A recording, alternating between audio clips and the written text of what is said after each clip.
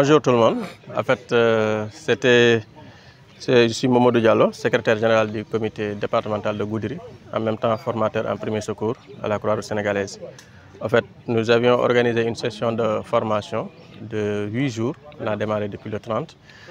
Cette formation avait pour objectif former une trentaine de jeunes du département de Goudiri. Parce qu'au niveau de Goudiri, nous n'avions pas pu former depuis 2017. Donc ça fait 7 ans qu'on n'avait pas pu faire ça. C'était une occasion vraiment pour avoir formé les volontaires qui venaient régulièrement à la Croix-Rouge. Autre chose aussi, c'était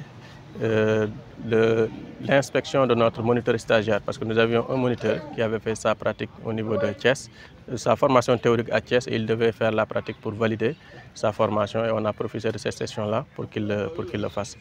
Et c'est grosso modo les deux plus grands objectifs de cette formation. Maintenant, ça nous a permis de capaciter des volontaires et à la fin de les évaluer. Et à l'issue de cette évaluation, on a eu un 100%, tout le monde est admis. Donc nous avons actuellement, le comité départemental de Goudiri possède un nombre de plus de 30 volontaires qui sont capables aujourd'hui à intervenir devant une situation d'urgence. Nous avons capacité 30 volontaires. On a eu à déplacer 2 instructeurs. Un, c'était pour l'évaluation du moniteur stagiaire. L'autre, c'était pour l'évaluation de la session de formation. Et en gros, au niveau des pôles de formateurs, nous avons pu utiliser 4 moniteurs de la Croix-Rouge sénégalaise qui sont de Tamba, de Vélingara et de Goudiri. Et plus le moniteur stagiaire, nous sommes 5, plus 2 instructeurs. Donc c'est une formation qui est très riche en formateurs, et d'où la qualité de l'enseignement qu'il y a eu ici. Parce que c'est la cause pour laquelle nous avons pu avoir un 100% et que vraiment nous avions des volontaires qui étaient très engagés, très déterminés, parce que nous démarrions la session tous les jours à 8 h et on terminait jusqu'à environ de 22 h, 23 h. Donc tout le temps on était en salle, parce que même si on voulait avoir des pauses, c'est les volontaires même qui refusaient, qui insistaient pour qu'on puisse apprendre. Donc on a mesuré un peu le degré d'engagement, et le résultat a donné finalement porté ses fruits. Le contenu, en fait, on va parler du contenu, c'est 2 aspects. C'est d'abord la connaissance du mouvement, des principes et idéaux du mouvement de la Croix-Rouge, avec les principes que nous connaissons, et ensuite le secourisme, maanaam savoir porter secours aux blessés devant n'importe quelle situation, et une légère partie dédiée aux maladies qui sont fréquentes dans la zone, insister surtout sur les modes de prévention, comme notre charte nous le permet. Le message, c'est que nous, on a un objectif très particulier, général de la Croix-Rouge sénégalaise. L'objectif est d'avoir un secouriste, une maison. Donc chaque maison avoir un secouriste. Nous aussi, c'est ce que nous voulons dans le département. Certes, c'est très difficile, c'est très compliqué, parce que les moyens manquent de partout, et on sait tous que ces formations, dans la logique, ce sont des formations qui coûtent très cher. Les déplacements des formateurs, ça coûte cher. La restauration des participants, ça coûte très cher. Mais donc nous sollicitons aussi des appuis au niveau de nos autorités, qui vraiment aussi sont en train de faire des efforts pour nous accompagner, que ce soit la mairie, que ce soit le conseil départemental, qu'on remercie au passage. Et vraiment, nous souhaitons avoir un ménage,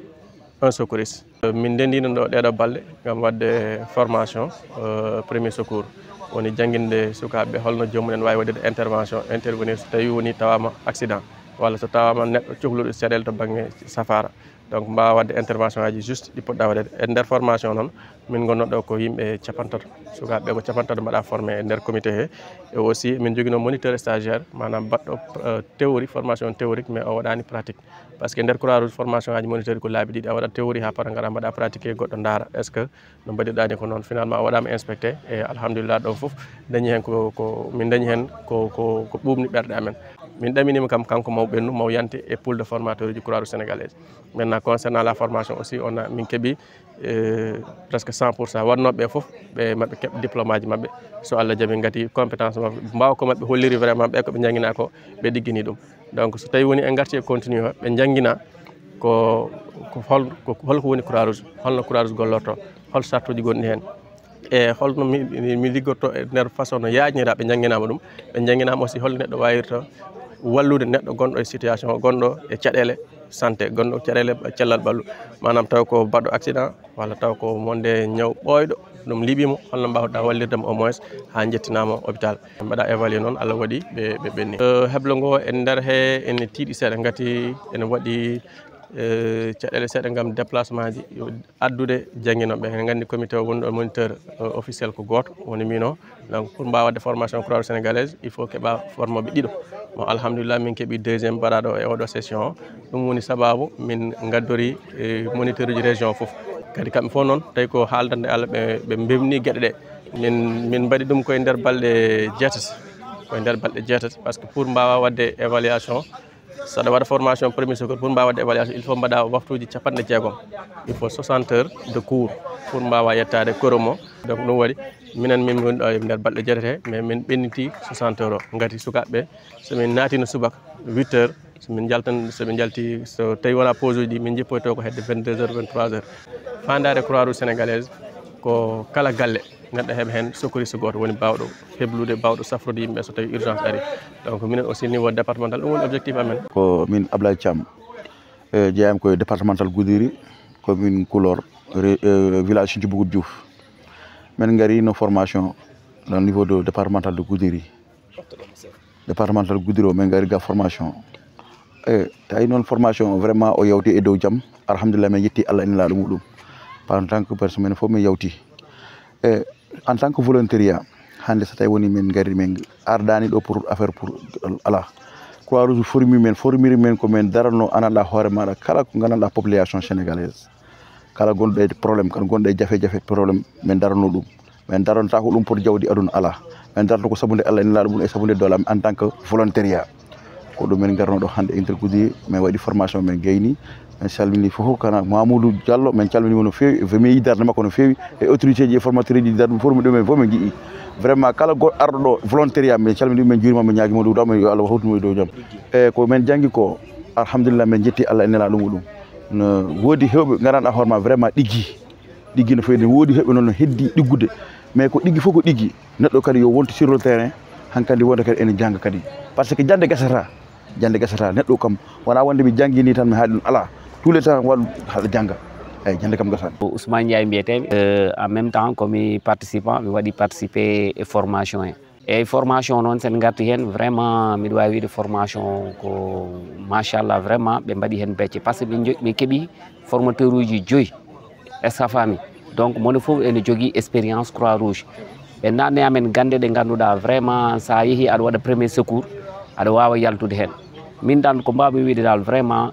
waji ɗi komi mbimi ko sa gayni formation a woni premier walla a woni en tout cas a waɗi réussir ɗum ɗo hay saka premier walla rang mo mbawɗa ɓamde foof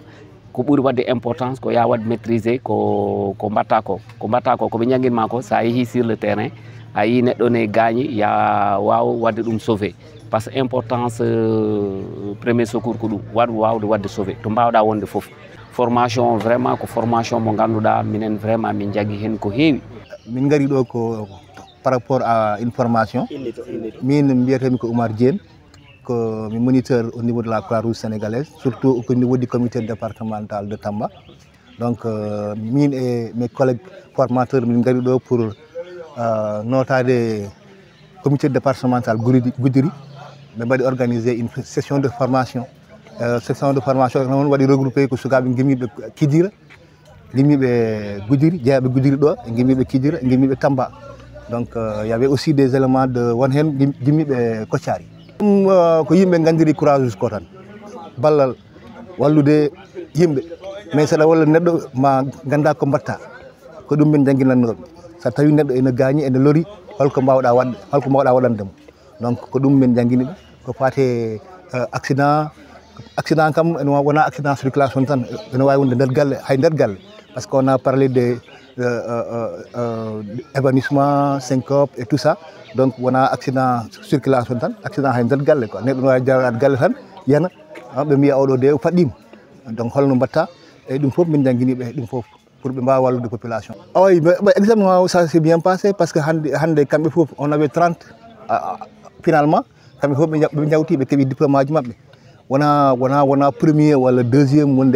waɗi importance ko hebde diplôme o par ce que nder diplôme o y a pas premier ala hen deuxiéme ala hen troisiéme ala hen donc sa woni premier major ni après an a yalti a waɗani par ce que le secouriste se forme par des exercices pratiques et répétés sa tawi kala ko goppuɗa woppete donc soɓe duttima ɓe goppi ɓe mbawa nafde yimɓeɓe ɓe mbawa nafde communauté o donc soɓe duttima ɓe foti wadde ko continuer ɓe waɗa continuer liggey o ha beele ɓe mbawa hebde laamme eɓe mbawa wadde kadi ha woɓɓe mbawa arde so wona wiide yimɓeɓe ɓe balluɓe par ce que ɓeɗo imminiɓe ko wallude yimɓeɓe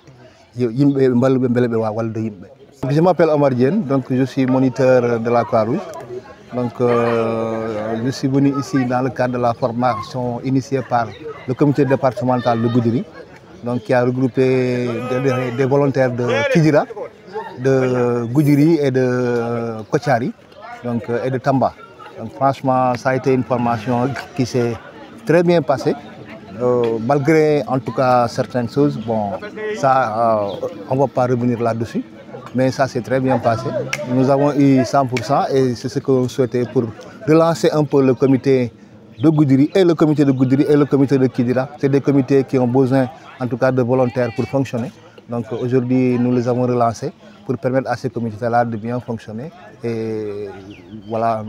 nous allons aussi remercier ceux qui ont aidé le comité départemental à organiser cette formation-là, à savoir la mairie et le conseil départemental qui ont aidé. Féliciter aussi l'ensemble des volontaires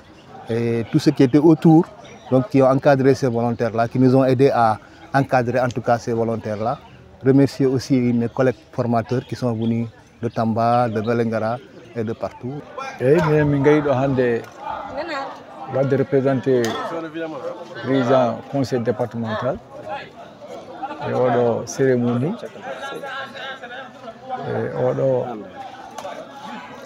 Cérémonie mo ganduɗa ko Croix Rouge noddi min gam min tawtore gasgol formation o won sukaɓe 50 gayi ɗo mbaɗi formation ɓe gimmima presque région o foof puisque woni immi hen Tamba ha Bakel ɓe gayi ɓe tawti ɗo sukaɓe gutirnaɓe ɓe mbaɗi formation on formation ko hande wonno résultat o min tawtorama min tawi 50 hen keeɓi te ɓe foof heɓɓeɓe foof pratiquement ɓe goɗɗodirani sa ƴeewi golle ɗe pratiquement ko goote gati sa ƴeewi 100 point mbiyaɗo temedere toɓɓere hokkete woto heɓɓe 90 pawɗe kono heɓɓe lesɓe kadi keeɓi 90 toɓɓere e dow temedere e wayno kamɓe foof ko formation mbiyete formation homogène so yimɓe ɓurdirani niveau donc e wayno tan kamɓe fof ɓe jogui niveau moƴƴo niveau perkiɗot machallah eyyi ɗon kam ko haalti ɗon no heewi min mbawi tan ko haalde hen seeɗa par ce que golle mabɓe balle mabɓe ene keewi eɗen mbawi settade hen